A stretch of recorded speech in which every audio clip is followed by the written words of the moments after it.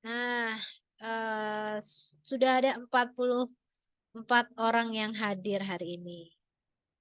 Kira-kira kalau jam-jam segini tuh ngantuk nggak sih atau segar? Ngantuk sih Bu biasanya. Eh, Oke, yang jawab ngantuk Ahmad ya. Jadi saya mau nanya Ahmad deh. Ahmad, gimana kabarnya Ahmad? Ini banyak Ahmad. Tadi Ahmad mana yang jawab? Muhammad Ahmad gitu. Ahmad benar. Oh, Ahmad. Ya. Ahmad Azka. Sehat Ahmad Bu, baik kabarnya. Alhamdulillah. Oke. Bu gimana Ahmad kabarnya sehat? sehat. Saya lagi flu nih ya. Mudah-mudahan lancar hari ini ngajar ya. Oke. Saya mau nanya Ahmad dulu deh. eh Soal yang minggu lalu. Kita pertemuan minggu pertama. Ahmad, kira-kira kalau pengen jadi wirausahawan yang sukses, mindsetnya mesti kayak gimana, Ahmad? Mindsetnya harus berani, Bu. Hmm. Berani mengambil resiko yang besar, terus pantang menyerah juga, serta support dari teman-teman lah. Ya. Support dari teman-teman. Oke lah ya, 100 lah ya buat Ahmad ya. Jadi eh,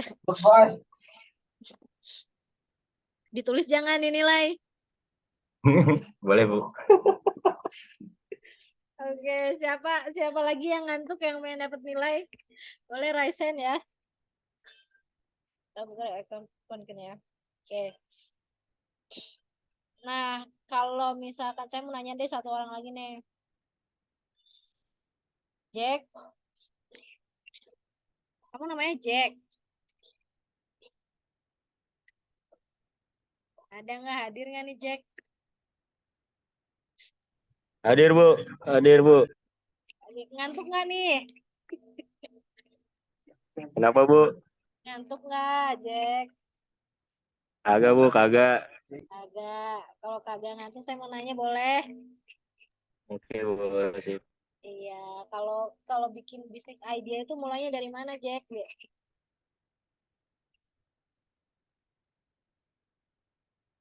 Apa Bu? Maaf Bu. Kalau bikin bisnis idea itu mulainya dari mana?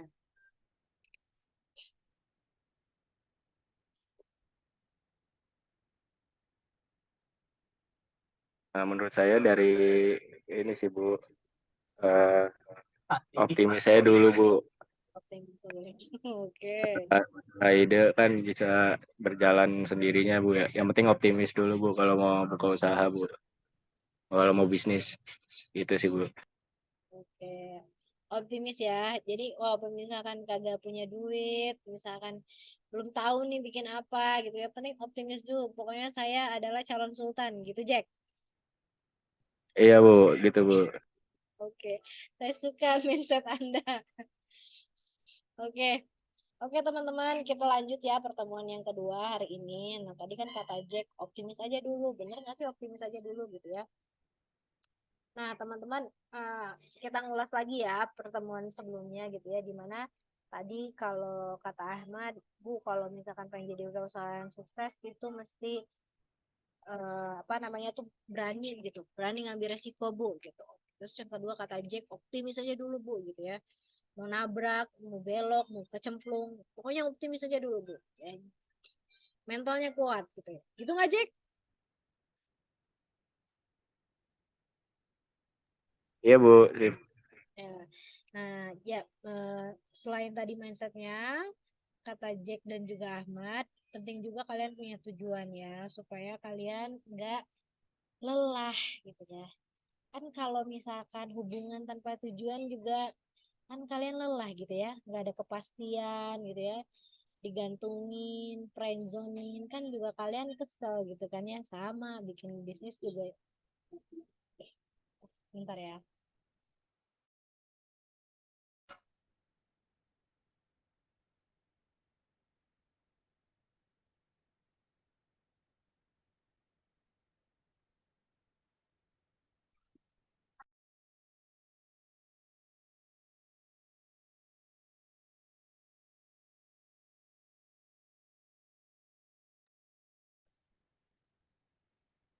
Nah, Maaf ya, tadi ada gangguan bentar. Jadi kalau misalkan kalian bikin bisnis walaupun optimis gitu ya, yakin bahwa kalian adalah pasangan terbaik gitu kan ya. Terus yakin saya bisa membahagiakan dia, tapi dalam hubungannya tidak ada kepastian, tidak ada tujuan gitu ya. Sama aja ngambang jadinya gitu kan ya. Begitupun dengan bisnis gitu. Bisnis tuh penting banget kalian punya tujuan. Kenapa saya mau terjun ke dunia bisnis gitu ya. Reasonnya apa? Misalkan contohnya untuk menyelesaikan masalah atau misalkan untuk membantu orang tua dan lain sebagainya. Atau bahkan mungkin dari masalah pengen nyelesain masalah sendiri itu juga bisa dijadikan sebagai salah satu patokan tujuan kalian. Yang jelas jangan sampai kalian jadi pebisnis yang cuma ngikutin arus aja gitu ya. Nanti kalau misalkan hari ini lagi viral A, kalian ikutin bisnis A. Hari ini viral B, kalian ikutin bisnis B gitu. Pada akhirnya kalian misalkan kayak yang lagi viral juga masuk ke GOT, kalian ikut ke GOT juga. Jadi penting juga bikin tujuan dalam berbisnis ya.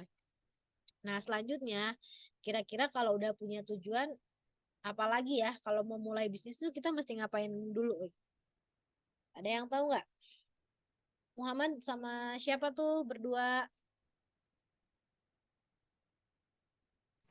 Punya planning, Bu, Oh, punya sama planning punya modal. sama punya modal. Rafiki Maulana. Oke, bener ya. Punya planning. Nggak ada internet. Ya nggak apa-apa Musab ya. Tadi kata Rafiki punya planning Bu dan juga punya modal. Kira-kira Rafiki kalau misalkan kamu suruh bikin planning, apa yang akan kamu planningkan pertama kali? Mungkin kayak dari segi di pasarannya dulu kali, Bu. Kita survei kayak dari marketnya, terus yang mau kita tarik itu dari usia kalangan berapa sampai ke berapa. Oke, terus ada lagi?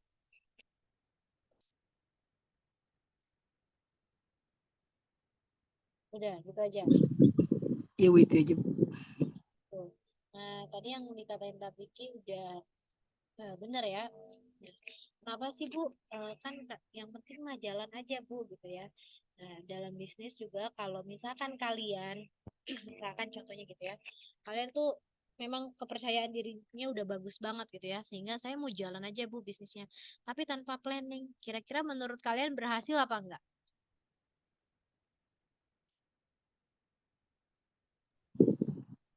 Berat sih, Bu, mungkin kalau tanpa planning. Oke, menurut Rafiki berat ya kalau nggak ada planning. Kalau menurut Musab sama temennya siapa? Kira-kira berhasil nggak kira-kira ya kalau misalkan mentalnya udah ada nih gitu ya pengen jadi pebisnis tapi nggak belum ada planning kira-kira berhasil nggak?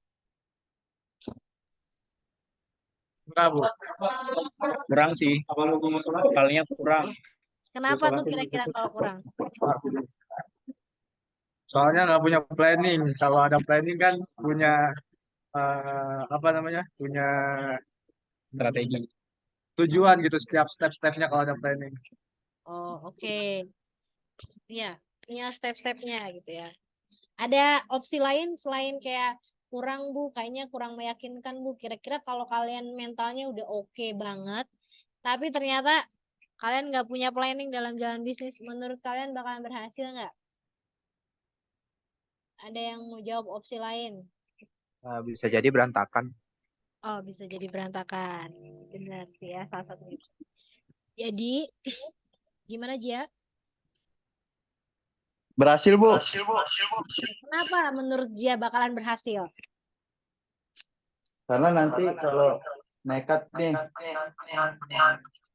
kalau misalkan di tengah-tengah bisnisnya berjalan lancar, baru bikin planning di tengah-tengah, Bu.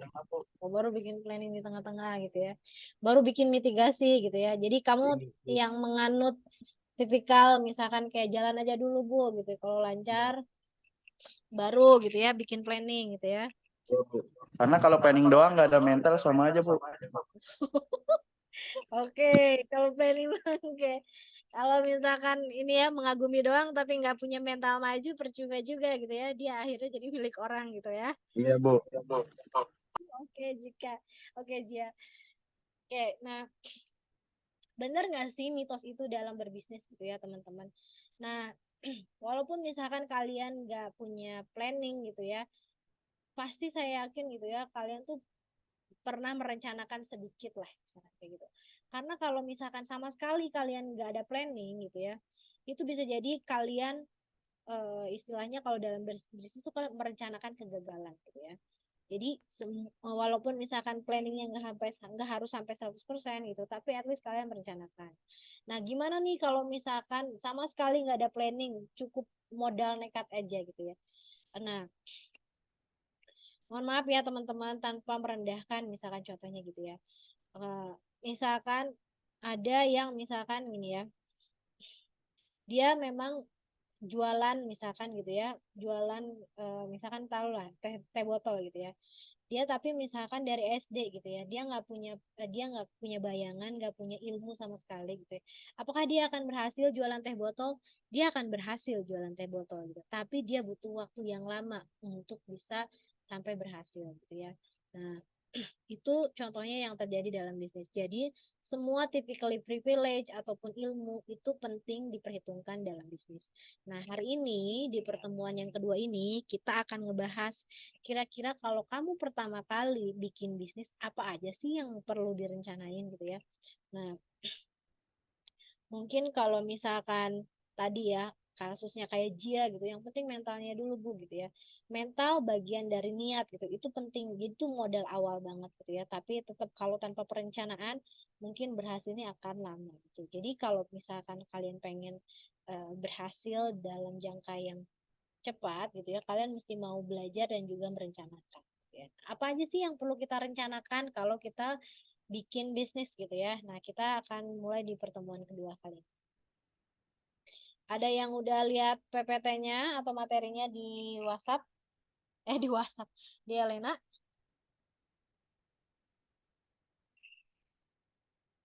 Belum, Bu. Belum. Oke. Jujur sekali Anda ya. Saya eh, mencoba malam-malam ngupload demi Anda, tapi sama Anda juga nggak dibaca gitu ya. Oke, baik.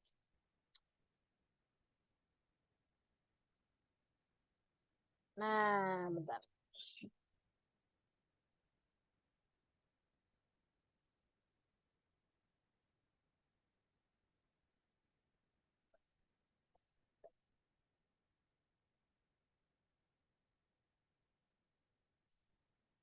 Kayaknya Ahmad Azkar lagi sibuk banget kayaknya ya. Lagi ngapain Ahmad Azkar? Kita sambil baca PPT-nya, Bu. Oh, sambil baca PPT. Ya. Oke. Bukan lagi nyawa-nyawa filter, Aska.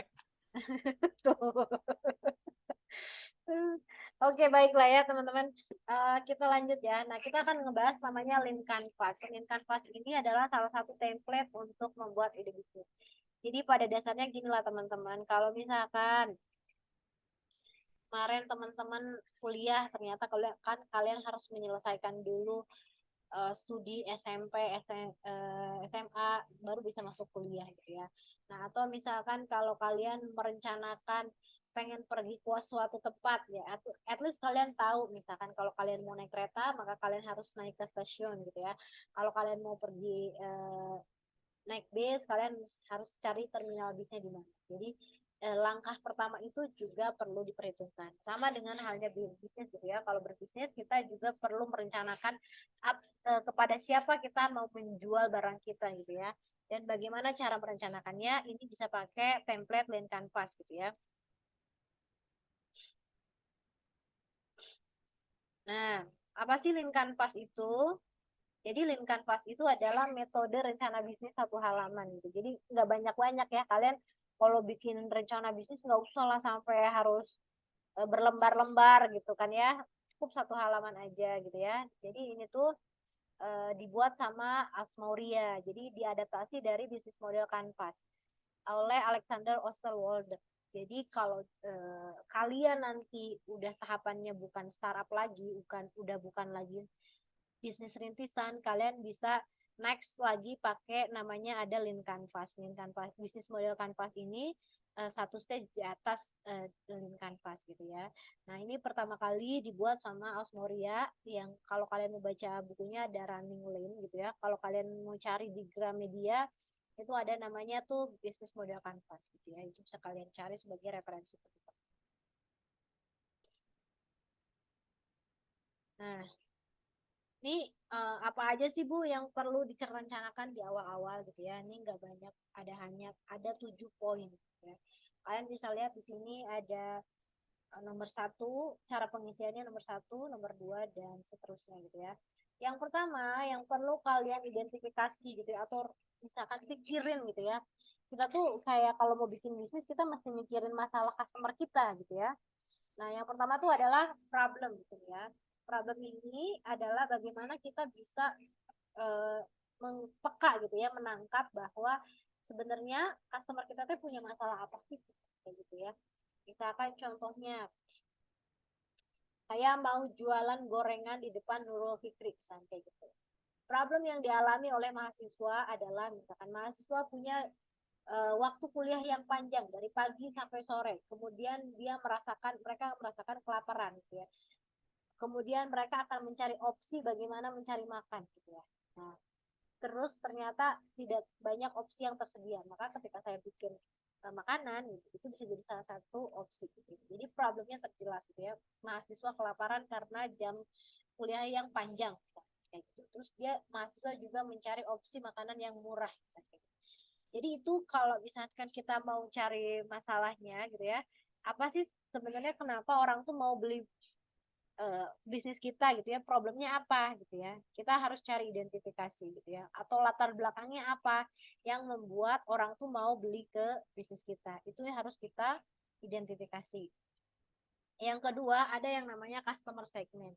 Jadi customer segment ini kira-kira segmen target market yang mana yang mau kita ambil gitu ya.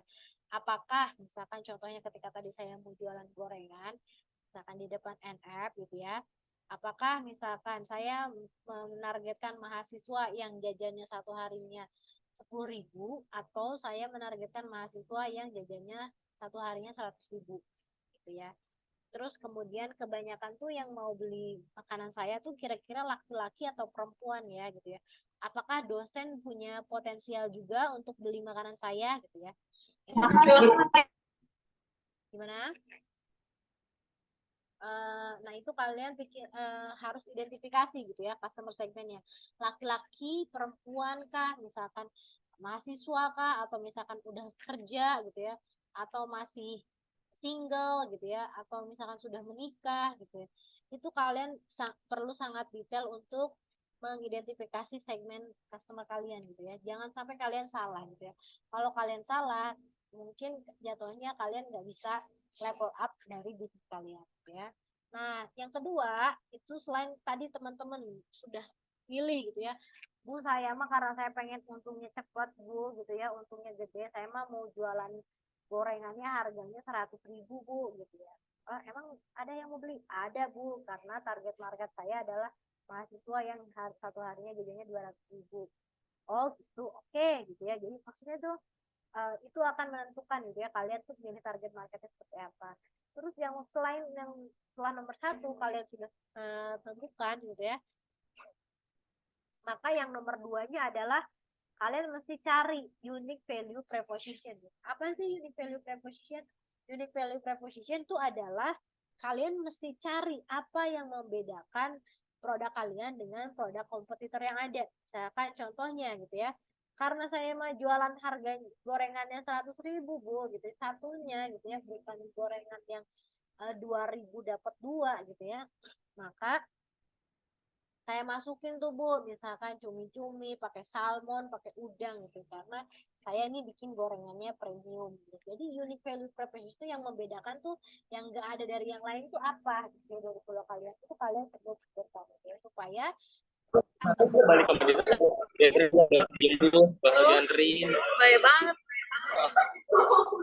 gimana. Oh suaranya kecil ya. Oke, saya ulangi lagi ya. Jadi kalau unique value proposition itu adalah kalian berpikir apa yang membedakan, kalian merencanakan tuh, kalian pikirin gitu ya, kalau bikin bisnis tuh kayak, apa sih yang membedakan produk saya dengan produk kompetitor, dengan produk-produk sejenisnya gitu ya. Bu, saya mah mau ngikutin aja sama yang lain gitu. Terus menurut kalian, kalau customer tuh kenapa harus milih kalian ya, gitu ya. Kalau kalian sama aja dengan yang lain. Jadi gimana kalian bisa dapat pelanggan setia kalau misalkan ternyata produknya sama aja dengan yang lain, misalkan contohnya kayak gitu. Itu yang perlu kalian pikirin. Pembedanya apa gitu ya. Misalkan, oh ternyata kalau di saya Bu, biasanya kalau hari Jumat saya adain Jumat berkah, jadi harganya lebih banyak di diskon di hari Jumat, misalkan kayak gitu. Oh ternyata kalau saya jualan gorengan Bu, karena saya jualan gorengannya premium, maka satunya 100.000 Bu. Isinya ada macam-macam, misalkan ada salmon, udang, dan sebagainya. Semua makhluk laut ada di dalam gorengan saya, misalkan kayak gitu. Itu mungkin gitu ya yang menjadi pembeda. Nah, setelah itu kalian juga pikirin solutionnya gitu ya. Udah dapat nih pembedanya, tapi juga kalian tuh harus menjawab masalah dari eh, customer kalian gitu ya. Jangan sampai misalkan kayak gini. Sebenarnya yang dihadapi itu adalah misalkan contohnya mahasiswa lapar gitu ya. Maka solusinya apa? Ternyata solusinya adalah kalian bikin sesuatu yang sifatnya bukan makanan atau minuman sehingga tidak membantu menyelesaikan laparnya itu. Jadi solusinya itu perlu menyelesaikan masalah yang memang dihadapi sama customernya. Selanjutnya, ini yang nomor 4, ada yang namanya channel gitu ya. Nah, channel ini, sebentar ya.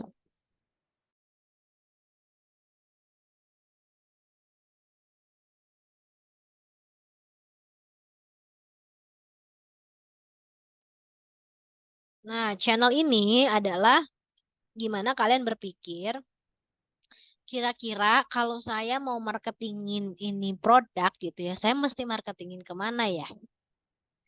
Apakah saya mesti share di grup WA mahasiswa? Apakah saya misalkan harus update di Instagram atau misalkan saya harus bikin konten di TikTok gitu ya? Atau seperti apa gitu. Jadi kalian pikirkan gimana caranya customer tuh bisa menjangkau produk kalian. Misalkan kayak gini. Kalian pengen jualan untuk anak Nur Fikri gitu ya, tapi jualannya tuh misalkan contohnya di UI. Kira-kira anak Nur Fikri mau beli nggak ya kalau ada di UI? Pasti enggak kan ya gitu ya. Jadi jangan sampai salah channel marketing itu, salah memarketingkan gitu ya. Maka dari itu kalian juga perlu merencanakan atau membuat planning supaya kira-kira customer tuh bisa cepet dapat kalian tuh caranya di mana aja gitu ya. Media apa aja yang mau kalian pakai? Apakah kalian mau pakai sebar brosur gitu ya atau tempel di dinding mading gitu ya atau pakai status gitu dan sebagainya. Itu perlu kalian catat gitu ya. Jangan sampai misalkan contohnya gitu ya. Kalau misalkan kalian tuh target mau jualan buah gitu ya. Target marketnya adalah misalkan ibu-ibu komplek gitu ya. Terus kalian bikin promosinya tuh ada di Telegram gitu ya. Jadi ibu-ibu yang mau beli buah tolong masuk ke Telegram saya dulu. Kira-kira ibu-ibu mau nggak ya masuk ke Telegram gitu. Nah, kalau nggak memungkinkan, maka kalian jangan sampai salah channel marketing gitu ya. Yang keenam, yang kelima, oh sebentar ya.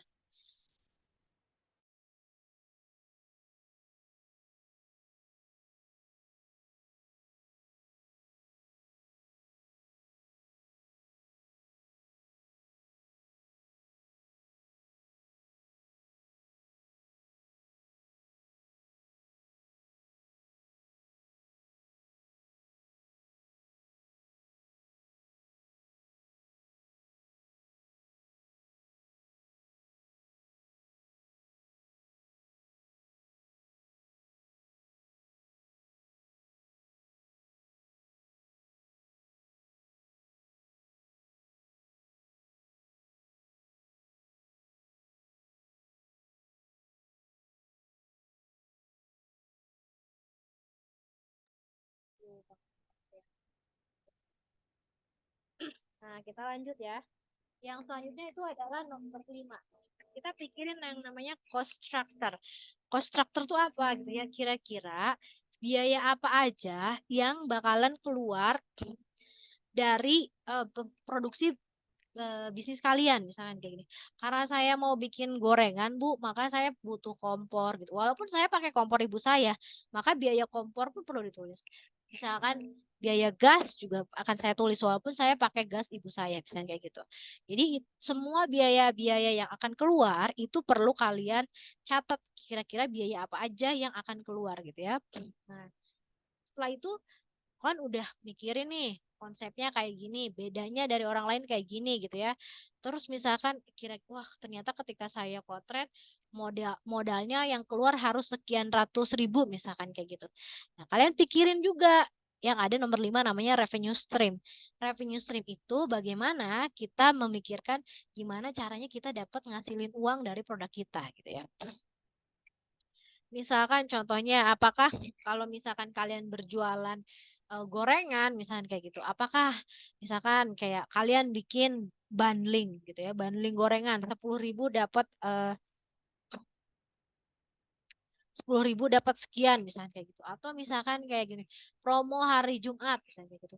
Nah, gimana kalian pikirkan bagaimana cara orang supaya berlangganan terhadap produk-produk kalian, atau misalkan gimana caranya kalian menghasilkan revenue atau keuntungan gitu ya dari bisnisnya teman-teman. Jangan sampai kalian kalau misalkan udah keluar modal besar, konsepnya udah bagus, tapi ternyata kalian nggak bisa jualan gitu ya. Akhirnya jadinya berhenti bisnisnya gitu ya. Nah, selanjutnya yang perlu kalian catat juga adalah key metric. Key metric adalah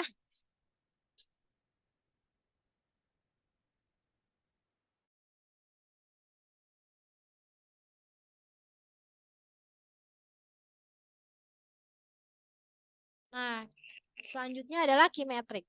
Key metric ini adalah apa yang menurut kalian menjadi sesuatu hal yang sifatnya penting untuk keberhasilan kalian. Misalkan ketika kalian bikin bisnis makanan gitu ya, maka misalkan kalian ngitung jumlah per porsi yang keluar atau misalkan jumlah pengunjung yang datang gitu ya. Nah, atau misalkan ketika kalian bikin baju gitu ya, berapa potong yang sudah terjual gitu ya. Terus misalkan kalian ngecek juga berapa bahan yang sudah dipakai gitu ya, berapa banyak. Jadi hal-hal yang sifatnya penting untuk bisnis kalian gitu ya. Oh, ternyata karena saya partnernya masih satu gitu ya, ternyata tengkulak yang saya datengin cuma satu.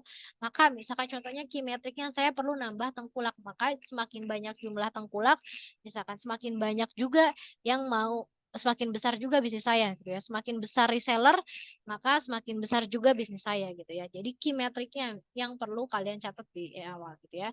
Nah, yang nomor 7 itu adalah unfair advantages gitu ya. Sesuatu hal yang sifatnya tidak bisa ditiru gitu ya. Nah, dalam bisnis gitu ya, teman-teman, semua privilege atau apapun sifatnya itu menjadi perhitungan penting. Misalkan contohnya, ada yang bilang gitu ya, Bu, dia mah ada pakai orang orang dalam gitu ya. Jadi dia mah cepat bisnisnya gitu ya. Menurut kalian salah nggak kayak gitu? Pakai orang dalam. Enggak, Bu.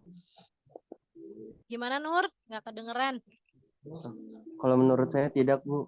Oh tidak. Harusnya nggak boleh pakai orang dalam gitu ya? Enggak, maksud saya boleh pakai orang dalam, Bu. Oh boleh pakai orang dalam. Oke. Ada pendapat yang lain? Kira-kira kalau pakai orang dalam, gitu, menurut kalian?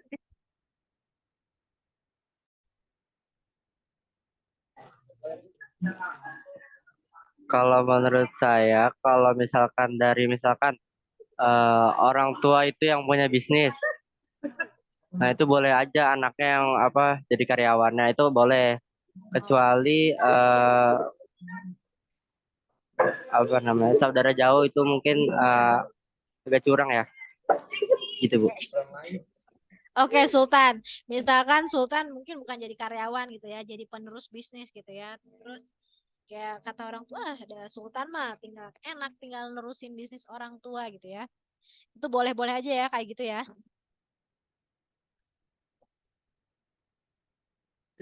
Ya Bu, kalau menurut saya sih boleh-boleh aja Bu.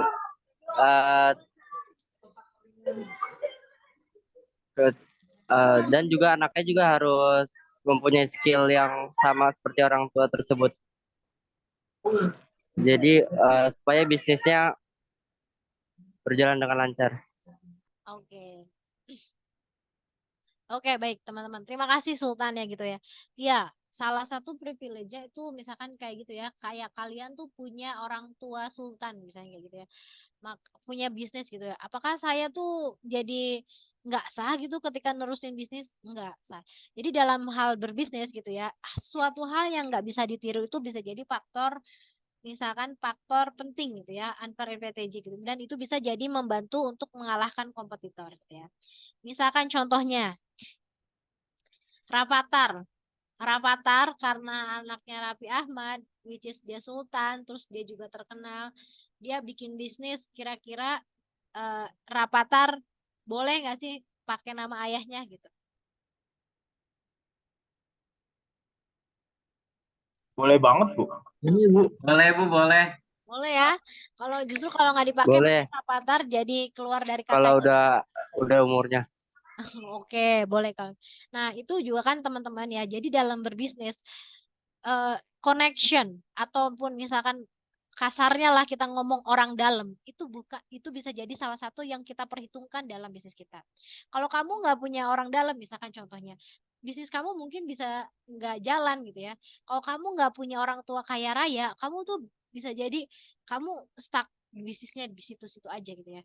Nah, itu yang disebut dengan unfair advantages gitu ya. Sesuatu hal yang sebenarnya nggak bisa orang copy tapi itu jadi kelebihan buat kita gitu ya. Apa aja contohnya? Misalkan tadi ya gitu ya. Kalian ternyata punya relasi, entah itu sama orang tua, entah itu misalkan sama saudara atau misalkan orang lain yang sifatnya itu bisa membantu ke bisnis kalian. Relasi itu nggak bisa di-copy. Misalkan hari ini misalkan tadi Sultan punya orang tua, misalkan dia meneruskan bisnis oleh orang tua. Apakah teman-teman yang lain juga punya orang tua kayak Sultan gitu ya? Ya enggak kan, orang tuanya Sultan cuma satu gitu, orang tuanya Sultan gitu ya. Jadi itu juga jadi faktor penting. Terus yang kedua, skill gitu ya teman-teman. Skill itu jadi sesuatu yang unfair advantages. Misalkan contohnya kalian masih semester 3 tapi udah jago banget misalkan public speakingnya karena Bu saya mah dari SD saya tuh udah langganan pidato gitu ya, saya dari SD udah langganan jadi MC Bu gitu ya. Nah itu kan sesuatu hal skill yang nggak bisa ditiru sama orang lain gitu ya. Terus misalkan contohnya gitu ya, kalau kalian dengar Pak Nadiem Makarim pernah menyampaikan di seminarnya gitu ya, di seminar bisnisnya dia bilang gitu. Kalau ada orang yang mau bikin Gojek gitu ya, sekarang gitu ya, plek-plekan sama banget persis kayak Gojek, ya silakan aja gitu ya. Nah, orang itu nggak akan bisa niru 100% walaupun misalkan aplikasinya plek-plekan, tapi pada dasarnya pada saat bisnis jalannya pasti akan beda. Karena apa gitu ya? Karena beda. Misalkan contohnya karena misalkan advantage-nya Nadiem Makarim apa tuh misalkan coba. Oh dia lulusan Harvard gitu ya. Oh dia misalkan sudah mengenal kemacetan Jakarta tuh dari zaman berapa misalnya gitu. Itu sesuatu hal yang sebenarnya nggak bisa ditiru sama orang. Atau bahkan contohnya gitu ya, masalah kalian sendiri itu atau pengalaman kalian sendiri itu bisa jadi unfair advantages gitu ya. Kalau kalian nyari investor, kadang-kadang investor tuh melihat bahwa kayak ini tuh foundernya bener nggak sih gitu ya, mau nyelesain masalah ini. Ini teh bener nggak sih pendiri pertamanya tuh punya masalah ini gitu ya. Kayak contohnya suami saya gitu ya. Sorry.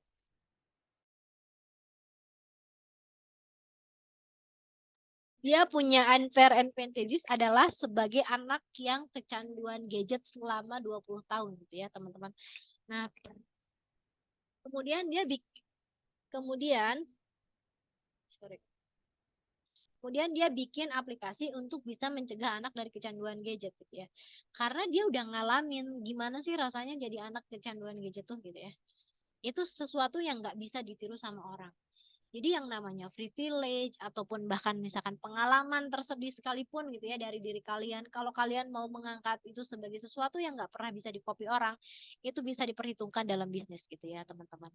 Itu yang dinamakan dengan unfair advantage, sesuatu yang sama sekali nggak bisa ditiru sama orang lain. Misalkan contohnya, ada orang sepinter apapun, misalnya kayak kata Google, ya silakan aja kalian mau copy paste Google. Oh ternyata tidak, karena algoritma Google tuh sudah di setting sedemikian rupa supaya bekerjanya itu lebih cepat gitu ya. Itu bisa jadi perhitungan, bisa jadi punya value dalam bisnisnya teman-teman sendiri gitu ya. Nah, ini penjelasannya. Kalau misalkan kalian masih bingung gitu ya, jadi kalian bisa baca di sini ya. Nah, sampai sini dulu. Ada yang mau ditanyain nggak? Kira-kira tadi soal masalah template Lean Canvas dulu.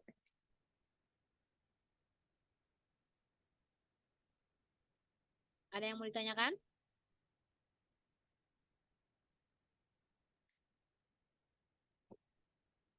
Oke, kalau nggak ada kita lanjut ya. Nah, kita selanjutnya adalah kita ngebahas study case gitu ya. Langsung studi kasus langsung. Jadi kalian mungkin pernah pakai Gojek gitu ya, atau misalkan langganan Gojek.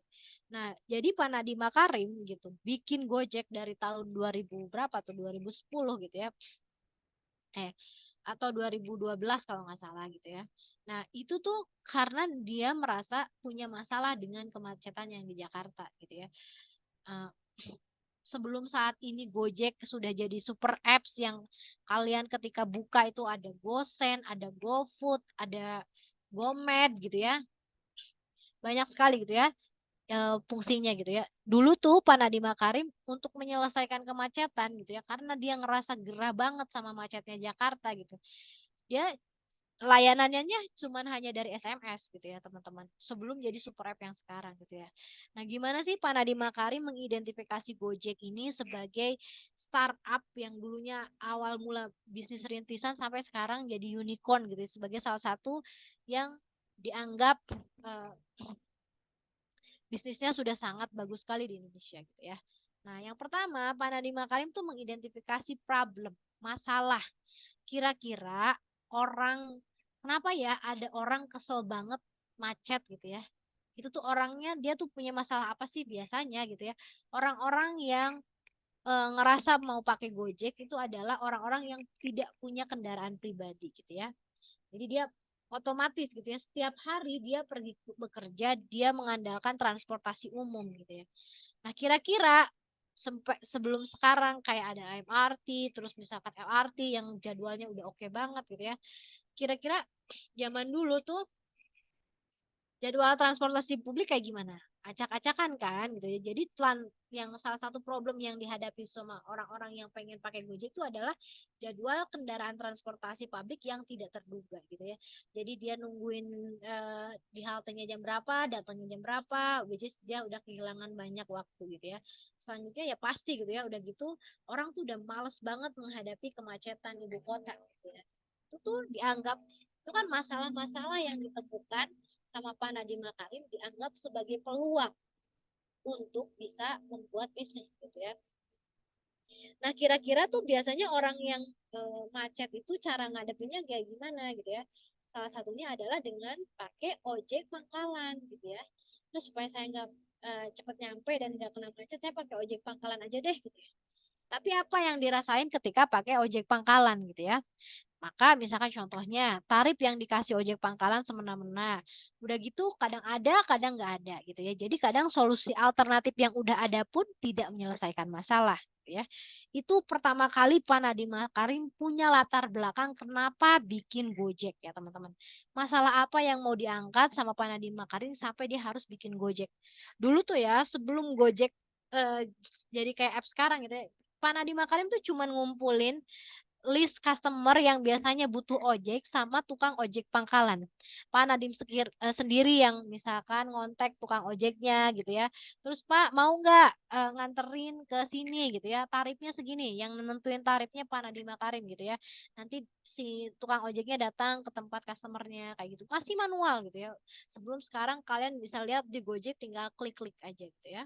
Nah, kira-kira menurut Pak Nadiem Makarim siapa ya yang ketika saya ngeluncurin Gojek ada orang yang mau pakai tuh kira-kira siapa gitu ya.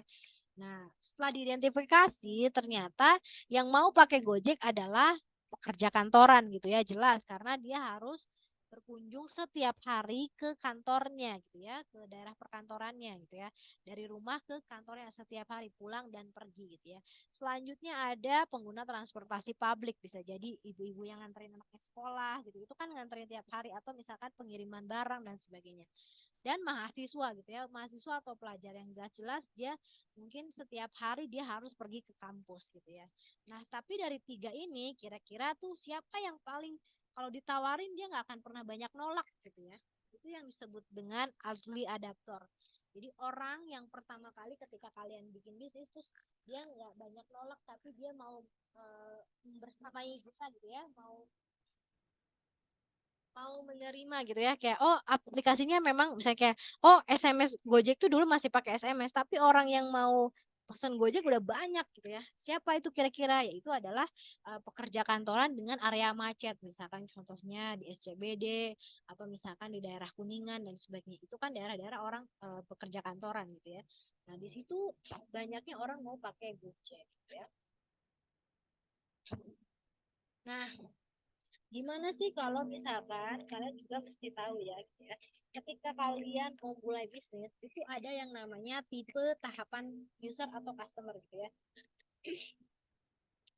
Kalau misalkan ada yang komplain sama bisnis kalian yang pertama kali kalian diringkan, nah komplainan ini perlu kalian dengar atau enggak, itu tergantung usernya atau customernya tipikalnya yang mana gitu ya teman-teman.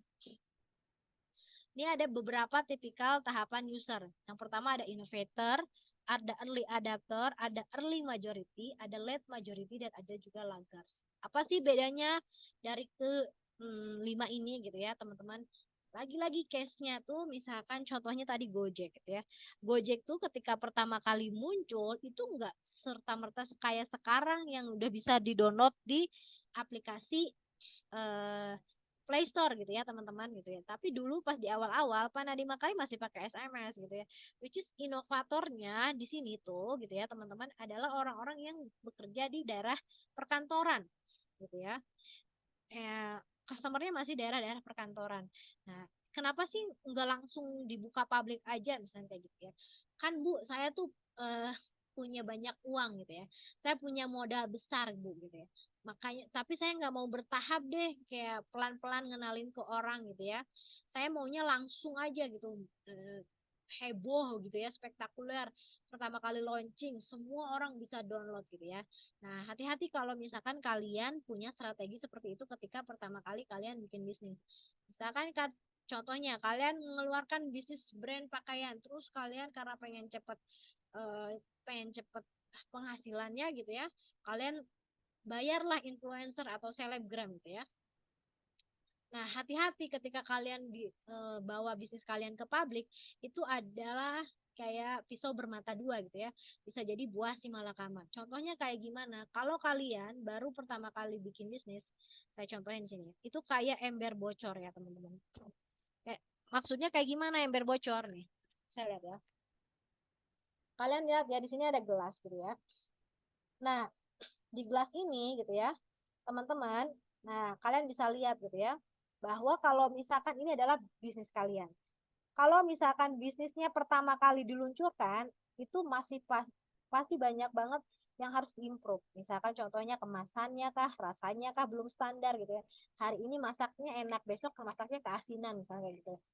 Itu kan sesuatu hal yang sifatnya bolong. Tapi kalau misalkan strategi marketingnya tiba-tiba langsung sewa influencer gitu ya, maka yang akan terjadi bisnis kalian seperti kayak ember bocor.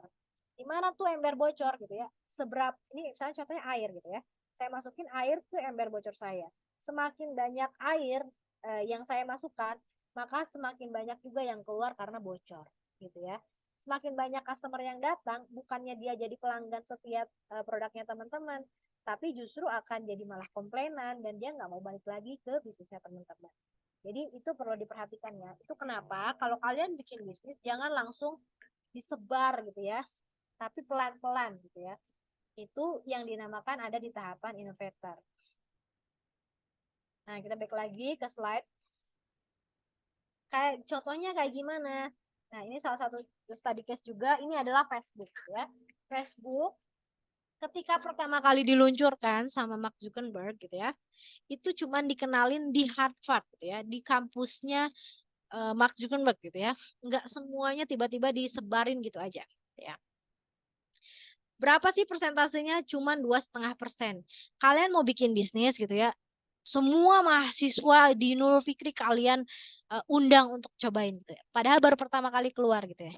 Nah, itu beresiko. Lebih baik kalian ambil misalkan kalau kalian mau bikin bisnis untuk di Nurul Fikri, cobainlah cari temen yang 10 atau 20 orang temen yang bisa ngasih feedback dengan jujur gitu ya ke produk kalian. Itu juga istilahnya tuh bumerang gitu ya bagi orang Indonesia karena orang Indonesia tuh terkenal ramah dan tidak suka jujur gitu ya. Nah ini kalau dalam berbisnis itu bahaya. Misalnya kayak gini, kalian punya teman yang temennya nggak enakan gitu ya. Jadi ketika ditanya ini enak gak makanannya, enak katanya tuh. Terus kenapa menurut kamu enak? Karena kalau saya bilang nggak enak, saya takut dimusuhin sama dia. Gitu kan. Nah itu. Atau misalnya kayak gini, ya kalau misalkan saya bilang nggak enak bu gitu kan, jadi nanti ada berantemnya dan sebagainya itu. Nah itu kalian mendingan lebih baik hindari orang-orang yang kayak gitu, yang dia nggak bisa terbuka jujur soal pendapatnya bisnis kalian. Nah, cari aja pertama kalinya kalian cukup butuh 2, 10 atau misalkan 20 orang untuk tester di produk pertama kalian gitu ya. Kalau misalkan 20 sampai 10 ini tidak ada masalah, gitu ya,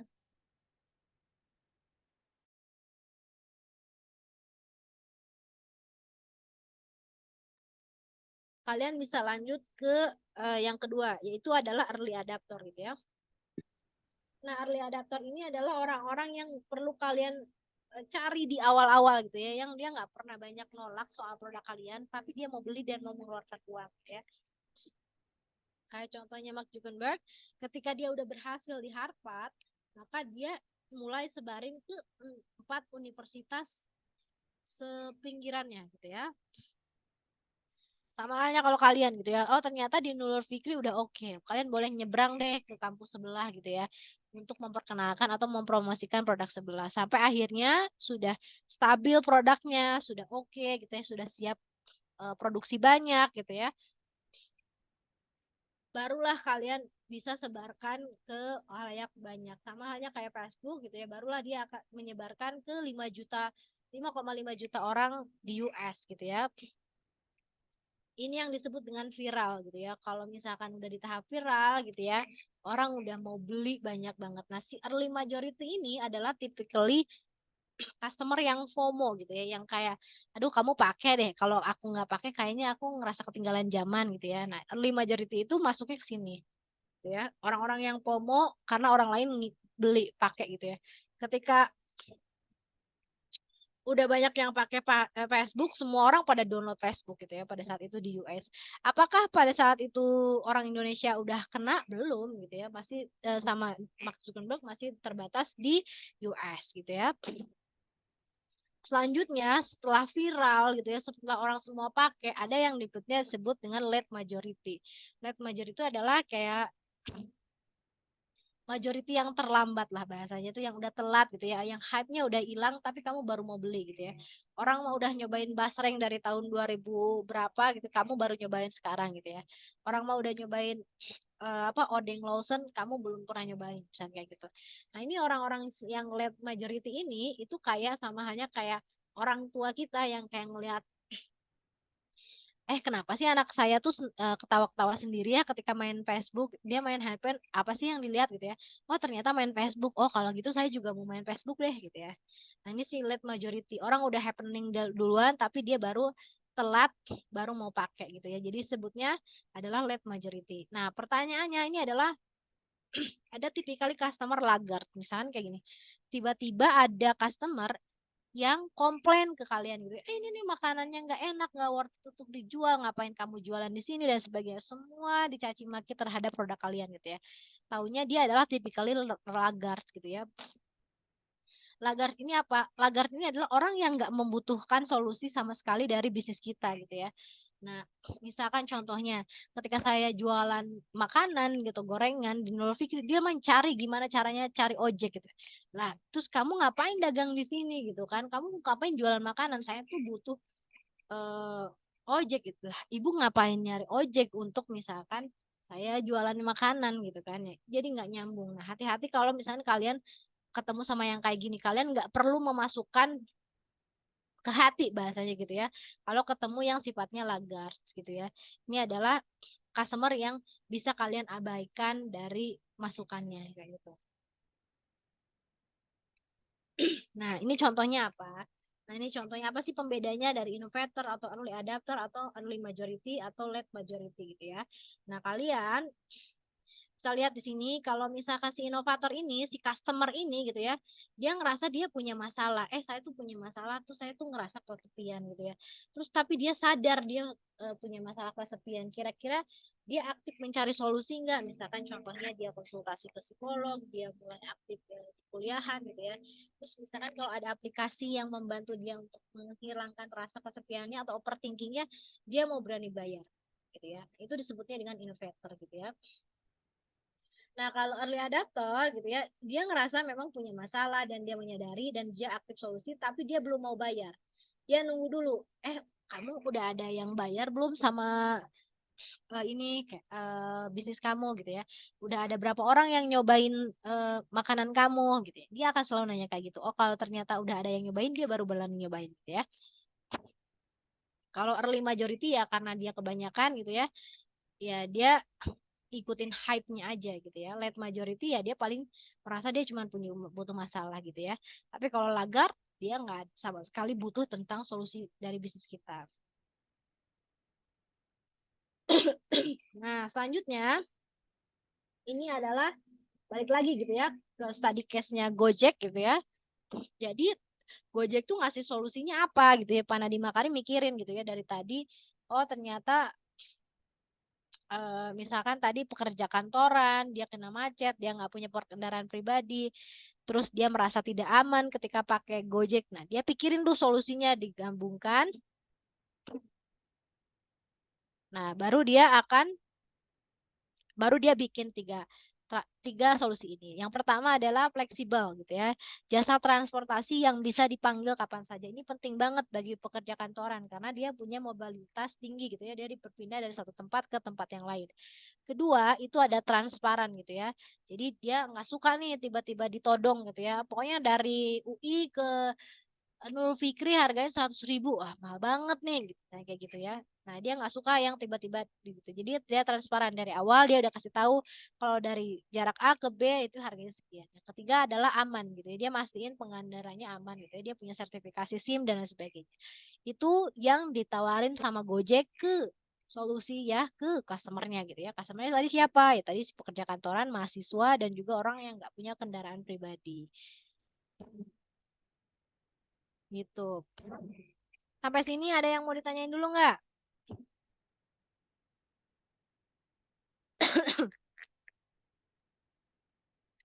Aman, Bu. Oke, lanjut ya. Nah, selanjutnya, kok bisa sih misalkan kayak gitu ya? Pak Nadiem Makarim mengidentifikasi gitu ya pekerja kantoran kan pekerja kantoran teh yang banyak gitu ya.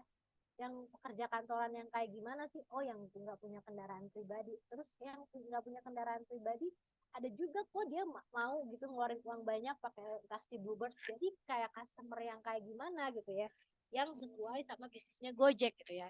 Ini ada yang dinamakan gimana Sultan?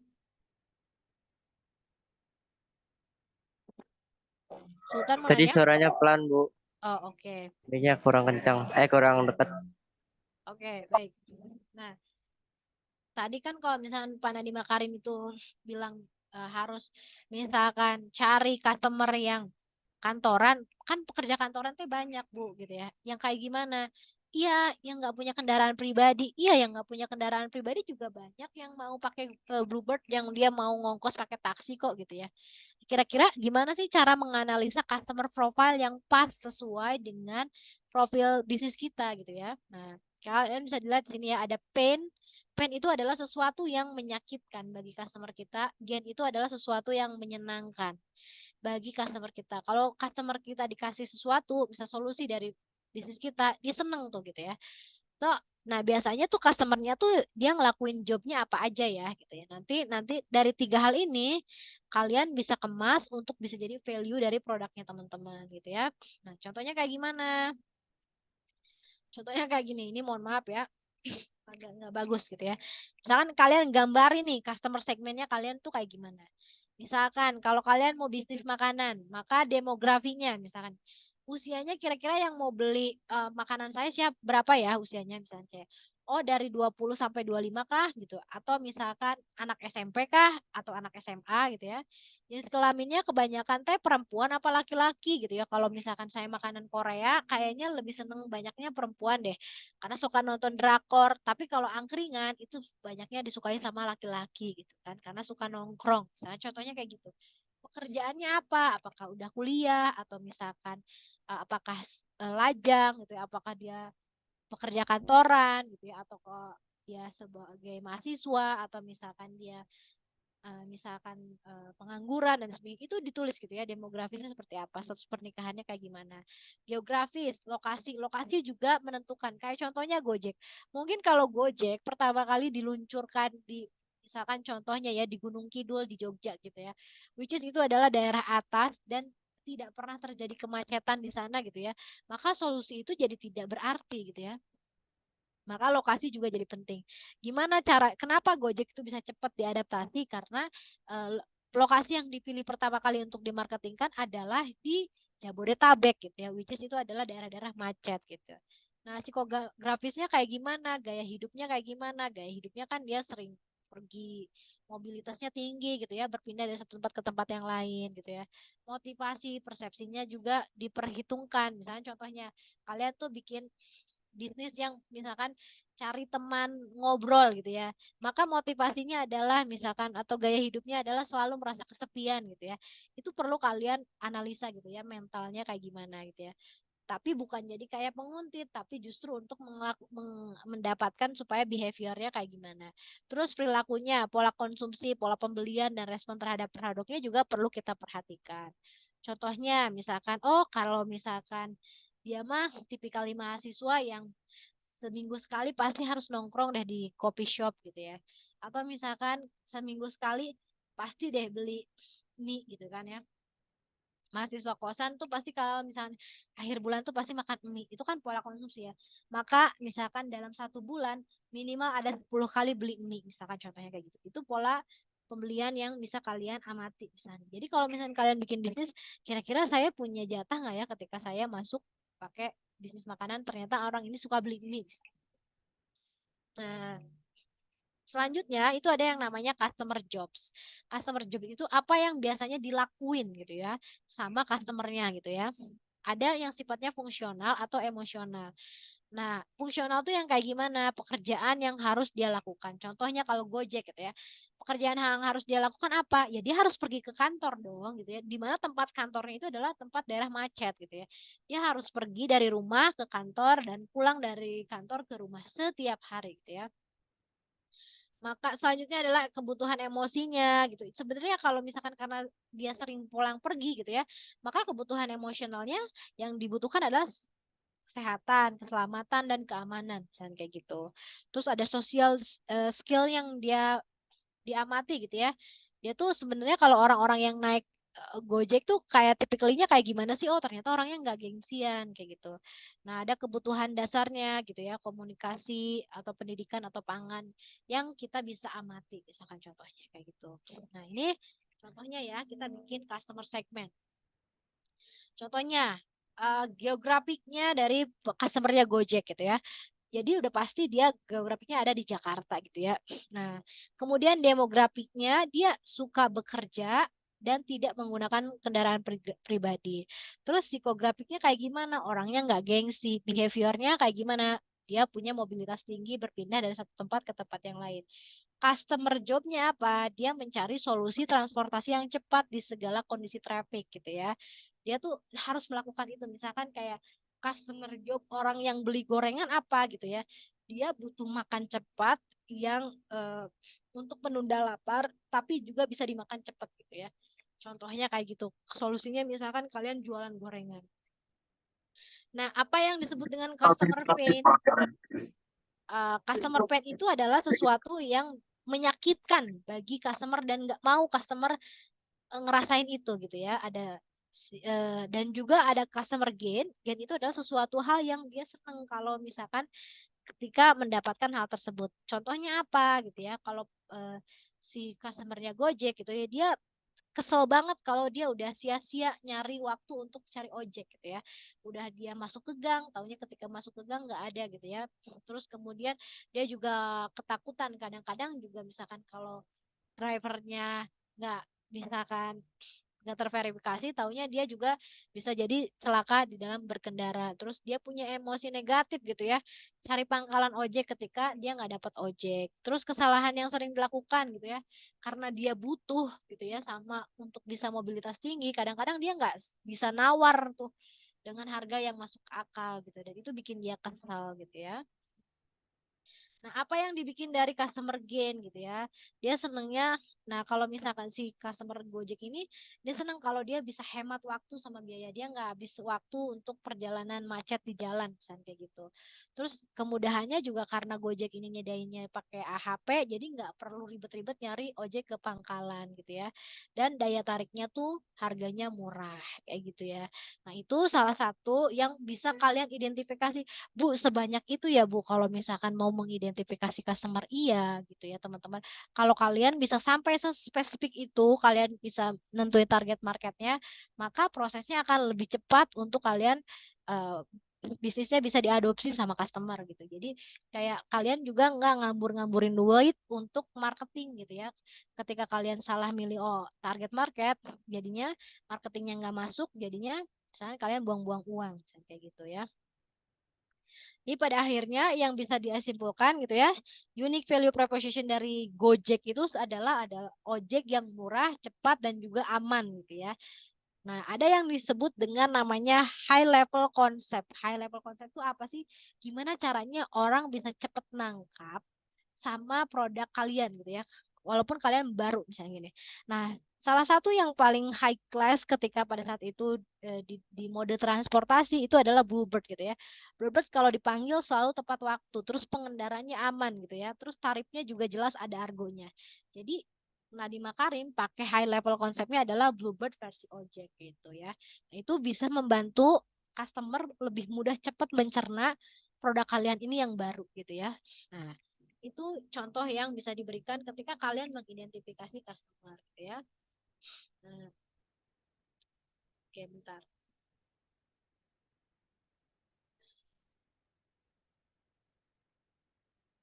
Sampai sini ada yang mau ditanyain dulu? Enggak?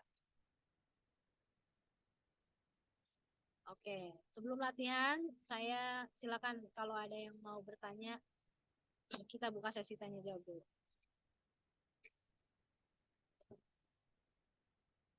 Ada yang mau ditanyakan?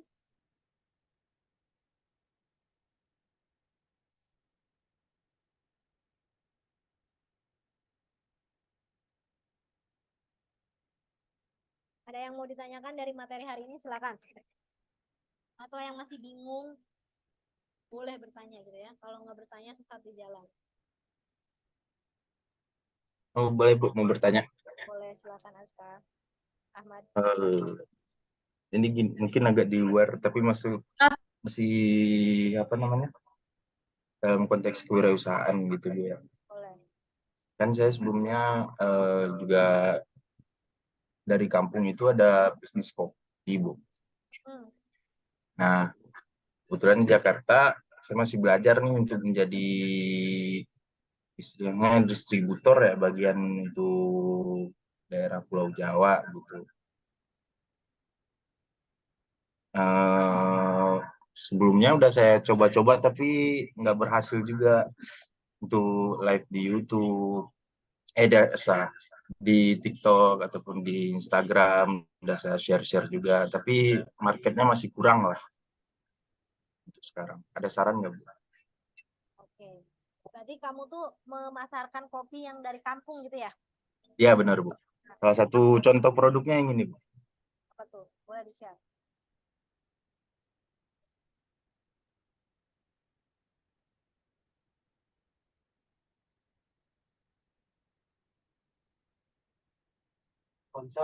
Hah? Sponsor. Itu aja yang mau saya tanyakan. Oh, oke. Kirain kamu mau nge-share produknya. Ya, pertama kayak gini ya, Ahmad. Kalau misalkan kamu kalau kamu share di YouTube, coba deh kamu cari dulu, kamu udah ngerti bener belum? Misalkan kualitas kopinya kayak gimana?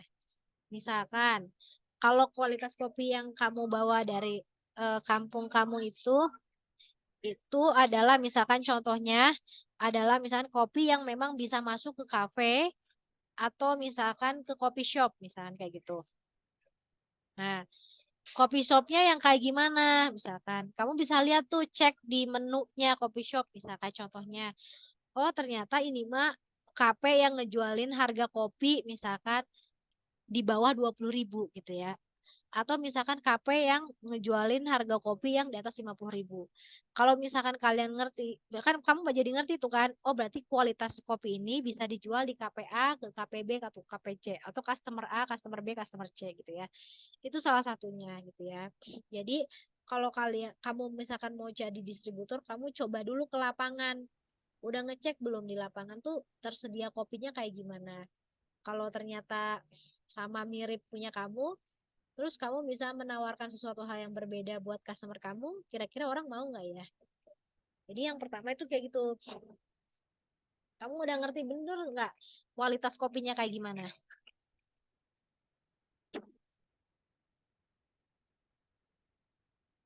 Ahmad, Oh ya, Bu. kamu udah riset belum kopi kamu tuh biasanya harganya berapa? Terus misalkan orang yang kayak gimana yang suka minum kopi ke kamu tuh gitu. Sejauh ini mungkin masih ya kayak kira-kira lah, Bu. Apa mungkin di rate segini harganya sekian gitu lah, Bu.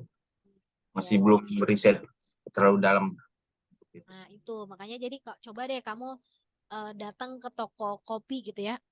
Ada toko kopi misal atau misalnya ke coffee shop deh langsung yang paling paling make sense gitu ya. Kalau ternyata kamu tuh di online tuh belum dapat customer gitu ya. Kamu coba pakai cara jalan online gitu, offline gitu ya. Kamu cek ke kopi shop gitu ya. Atau misalkan ke warkop. Saya nggak tahu ya kalau warkop tuh dia pakai kopi bungkusan atau bisa mau pakai kopi yang kamu gitu ya. Nah, dia jadi warkopnya jadi punya cita rasa sendiri gitu ya. Tapi kalau misalkan kamu udah coba ke sana, baru deh kamu bisa online gitu ya. Kalau misalkan online pun, misalkan coba deh kamu masuknya deh, jangan dulu langsung ke YouTube. Kalau YouTube kan itu terlalu umum gitu ya.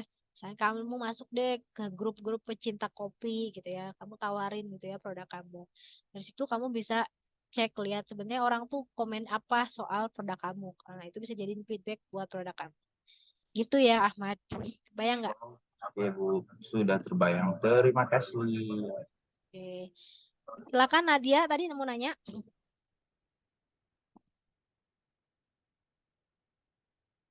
Oke, oke, maaf ya Bu. Oke, sebelumnya saya mau nanya, ini mah pendapat Ibu aja sih, lebih ke pendapat Ibu. Jadi tuh, kenapa kan kata Ibu Gojek itu rata-rata ada di Jabodetabek ya, Hmm. kebanyakannya. Nah, kan ada tuh misalnya kayak di pariwisata kayak yang emang kayak contohnya kemarin saya ke Garut gitu, terus apa kayak di Garut tuh di pariwisatanya tuh Gojek itu masih dikit banget Bu, padahal di Garut tuh jarang ada kayak apa ya sulit untuk menemukan peminjaman kayak penyewaan kendaraan kayak gitu, dan itu kan bisa jadi opportunity untuk Gojeknya. Kalau pandangan Ibu kenapa ya Gojek tuh kayak di situ kayak nggak dikembangin gitu, atau ya jarang nemu saya gitu kayak Oke, motornya tuh sulit. Makasih. oke. Nah, kalau menurut Nadia gitu ya. Nadia ke Garutnya pakai apa? Pakai kereta Bu, Oh, pakai kereta. makanya nggak bawa kendaraan. Ya. Oh, oke. Nggak bawa kendaraan. Terus nggak ada opsi sama sekali di sana deh. Ada angkot atau apa kayak gimana? Jarang banget sih, bukan kan jauh gitu ya. Dan kayak waktu itu sempet kota jarang di kota tuh juga jarang banget ada, walaupun di kota Nah, itu ke terminal dulu. gitu kan. Jadi kan behavior orang yang ada di kota besar dengan kota kecil, contohnya Garut, itu kan beda gitu ya teman-teman. Rata-rata orang di kampung itu pasti minimal punya satu rumah, satu kendaraan gitu ya. Dan itu cukup nganterin mereka dari misalkan ujung Garut ke ujung Garut gitu ya. Jadi dia nggak perlu lagi transportasi seperti Gojek. Nah, tapi kan Bu kan ada peluang tuh Bu kalau di tempat wisata misalnya kayak gitu. Nah, kalian misalkan, nah bisa dibayangkan nggak sih misalkan orang yang datang ke tempat wisata pasti mostly sebagian besarnya itu udah bawa kendaraan gitu ya. Nah, case-nya tuh kayak Nadia, kamu naik kereta gitu. Itu mungkin dari hasil datanya nggak sebesar dengan orang yang bawa kendaraan pribadi gitu ya. Rata-rata misalkan orang yang mau ke Garut, Cipanas itu gitu ya, itu bawa kendaraan pribadi dan bawa rombongan keluarga misalnya kayak gitu. Tapi kalau misalnya case-nya kayak Nadia, itu mungkin secara data nggak besar. Itu kenapa Gojek tidak prospek gitu ya, tidak memprospek daerah Garut sebagai salah satu daerah yang memang dia tuh misalkan dianggap sebagai potensial. Tapi lain halnya kayak Bali gitu ya. Teman-teman kalau lihat Bali Gojek tuh di mana-mana gitu ya. Karena dari datanya gitu ya, orang yang membutuhkan kendaraan atau misalnya contohnya di Jogja deh yang daerah pariwisata itu potensialnya lebih besar gitu ya karena mereka rata-rata misalnya kayak bule kan nggak mungkin datang ke Indonesia bawa kendaraan kayak gitu ya. Nah itu kan karena destinasinya sudah banyak dikunjungi oleh orang-orang luar negeri atau bahkan orang dalam negeri pun misalkan kayak gitu dia willing untuk em, membayar besar gitu ya kendaraan-kendaraan sewaan seperti itu. Tapi mungkin bagi data yang datang ke Garut gitu, dia tuh hanya nginep 1 hari, 2 hari karena mungkin objek wisatanya pun terbatas gitu, nggak kayak sekaya Bali gitu. Jadi walaupun misalkan ada potensial, tetap gitu ya dilihat dari datanya lagi gitu. Prospeknya gimana? Kalau prospeknya nggak memungkinkan, jatuhnya jadinya kayak promosi besar-besaran tuh jadi sia-sia.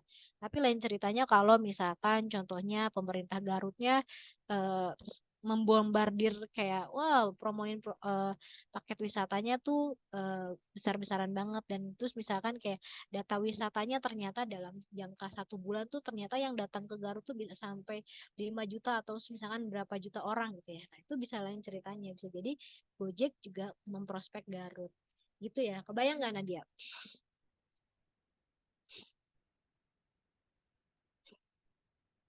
Kemana nih Nadia?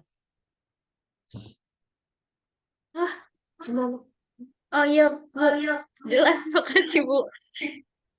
Oke, lagi nongkrong ya?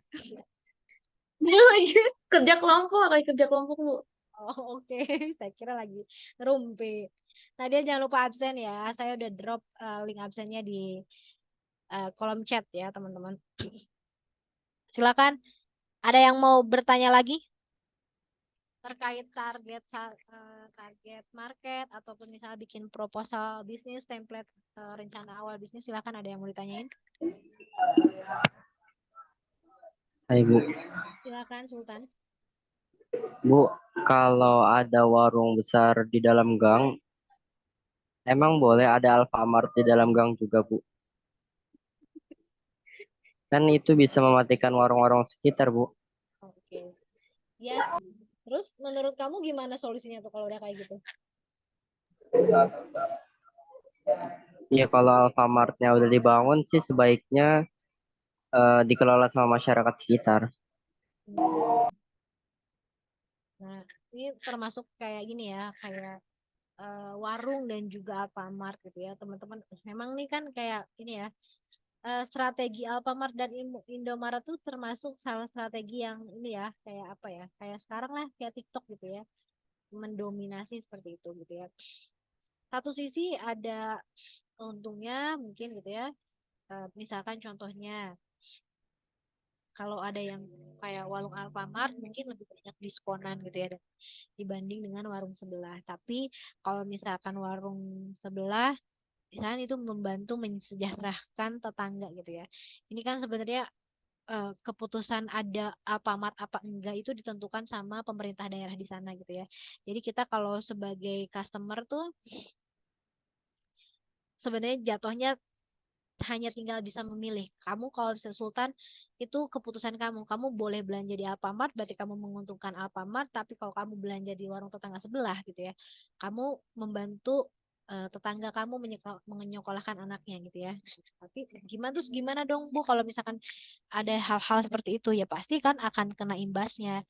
Tapi misalkan kayak gini, kalau misalkan saya contohnya nih, saya tinggal di Bandung gitu ya, itu masih banyak banget warung-warung besar gitu ya. Karena dia tipikalinya jualannya distributor gitu ya. Jadi bukan lagi jualan eceran.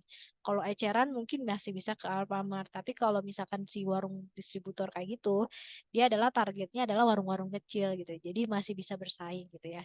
Kalau udah kayak gitu, tinggal dipikirin gitu ya, gimana cara kita bisa bersaing dengan Alfamart yang ada gitu ya. Misalkan lebih banyak menarik reseller gitu ya untuk warung-warung kecil. Nah, itu salah satu strategi survive-nya gitu ya. Atau misalkan kalau di warung warung besar kayak gitu kan masih bisa kasbon misal. Kalau di Alfamart kan nggak mungkin kasbon gitu ya. Jadi pasti bisa pasti kita perlu pikirin strategi-strategi supaya kita bisa juga survive. Nah, balik lagi ada boleh apa enggaknya gitunya itu tergantung pemerintah daerah gitu ya. Karena kan kita nggak bisa ngelihat dari satu sisi aja. Mungkin pemerintah daerah juga nganggapnya eh, misalkan contohnya bagi pemerintah daerah karena pengen daerahnya dianggap maju maka perlu ada Alfamart dan juga Indomaret kayak gitu. Seperti itu Sultan, kebayang nggak? Kebayang Bu. Ada lagi yang mau ditanyakan? Masih ada waktunya 13 menit lagi. Teman-teman, saya udah drop link absen ya. Jangan lupa absen. Silakan Rafiski. Rafiski tadi raise hand. Ibu, menurut Ibu pendapat tentang yang lagi viral Ibu, apa sih soal TikTok yang ditutup tuh bagaimana? TikTok Shop yang ditutup. Saya ngikutin Remoncin aja lah. Jadi teman-teman kalau misalkan ini ya, kalau misalkan yang pernah terjun gitu ya ke bisnis tuh, jadi strategi bakar-bakar uang kayak gitu ya teman-teman itu tuh benar-benar ngerugiin sesama distributor atau misalnya sesama UMKM lokal gitu ya. Jadi kalau saya nih yang punya bisnis gitu ya, eh, saya harus jadi reseller saya nggak bisa jualan gitu ya karena misalkan harga di toko sebelah dari awalnya tuh udah bagus banget gitu ya. Walaupun misalkan TikTok sendiri buka peluang kayak affiliator gitu ya, kayak Fortune atau misalkan ibu-ibu rumah tangga atau misalkan kayak anak-anak kuliahan yang dia affiliate gitu ya, itu bisa menghasilkan banyak uang gitu ya, bisa menghasilkan penambahan. Gitu ya. Tapi secara bisnis keseluruhan gitu ya, itu tuh juga menyalahi aturan gitu ya. Kalau misalkan kayak contohnya baju dijual 5.000 itu nggak make sense dari segi bisnis. Ya kita tahu sendirilah satu baju tuh produksinya minimal misalkan berapa misalkan sekarang tuh harga kain misalkan contohnya 50.000 maka ketika jadi baju misalkan minimal banget gitu ya dijualnya tuh 55.000 kok ada orang yang jual 5.000. Nah itu tuh mungkin salah satunya adalah dominasi untuk salah satu strategi untuk mendominasi pasar gitu ya dengan bakar-bakar uang contohnya gitu. Nah itu tuh sangat merugikan jatuhnya merugikan ini ya orang pebisnis lokal juga gitu ya.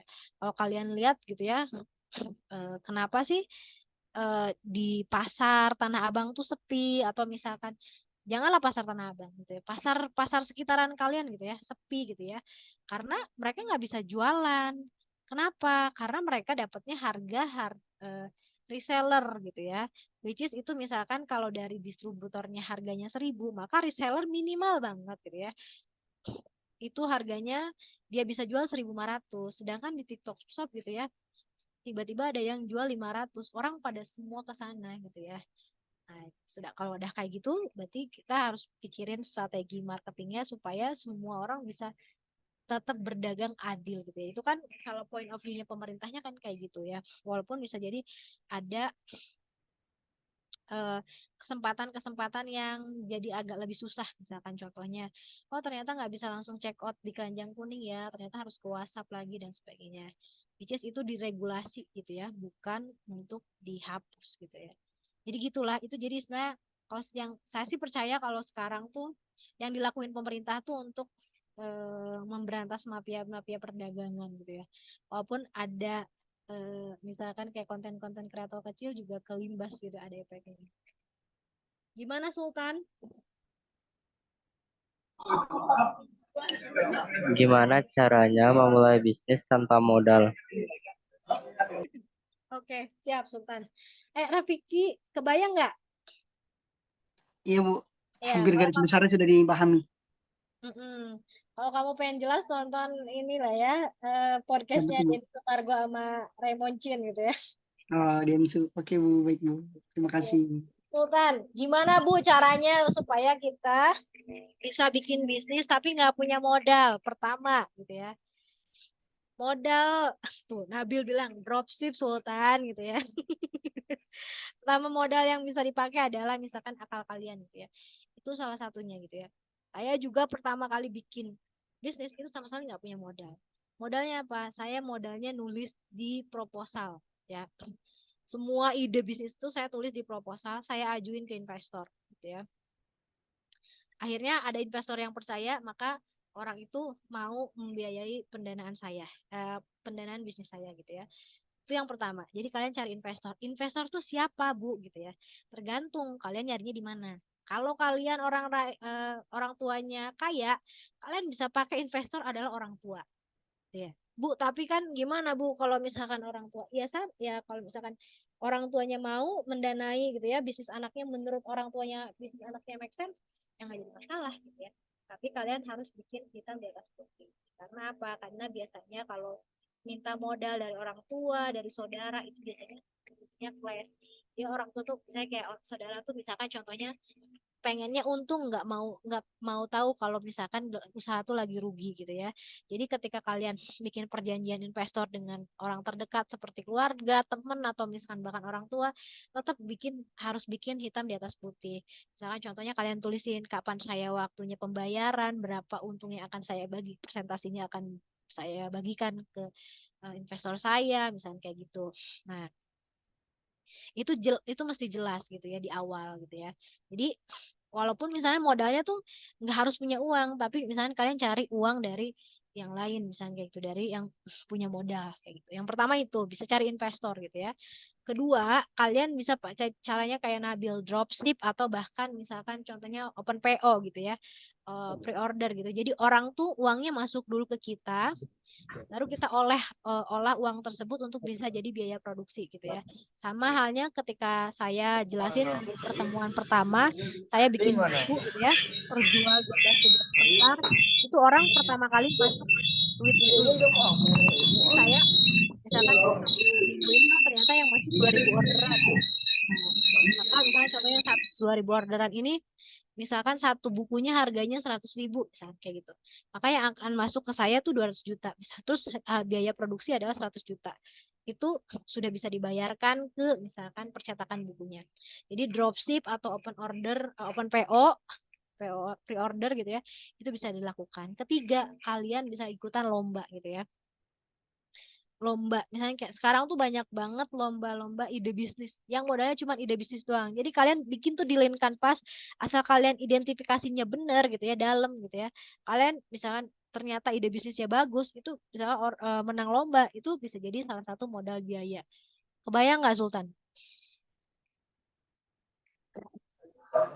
Kebayang, Bu. Oke. Kira-kira kalau Sultan mau ngelakuin yang mana?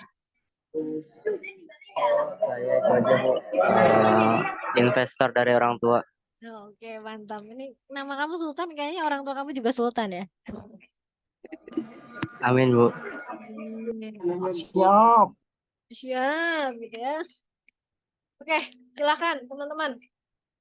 Ada yang mau ditanyain? Masih ada waktu 5 menit lagi.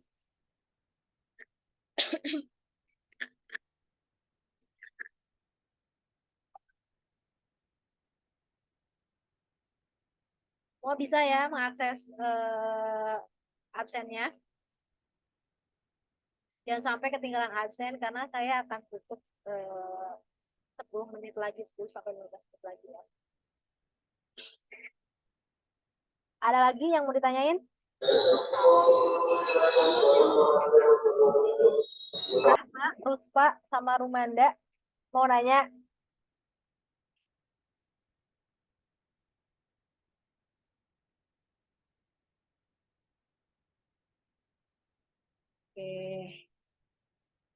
Tidak ada lagi yang mau bertanya? Oke, kalau gitu kita latihan aja sekarang. Latihan aja. 5 menit lagi gitu ya. Oke, baik teman-teman, kalau nggak ada lagi yang mau ditanyain, maka saya cukupkan saja perkuliahan hari ini. Terima kasih banyak teman-teman semuanya sudah menyimak sampai akhir dan juga aktif bertanya selama ini kelas ini dilaksanakan. Saya mohon maaf kalau misalnya ada kata-kata yang kurang nyaman atau tolong dipastikan lagi kalian semua sudah terbukti absen gitu ya. Tapi kalau yang temannya nggak hadir terus titip absen jangan di absenin. Jadi sudah 2023 udah pasti. Oke. Baik, saya akhiri saja kelas hari ini. Wassalamualaikum warahmatullahi wabarakatuh. Rekamannya nanti saya upload di LinkedIn ya. Waalaikumsalam. Waalaikumsalam warahmatullahi wabarakatuh. Waalaikumsalam warahmatullahi wabarakatuh. Meeting semuanya. Terima kasih, Bu.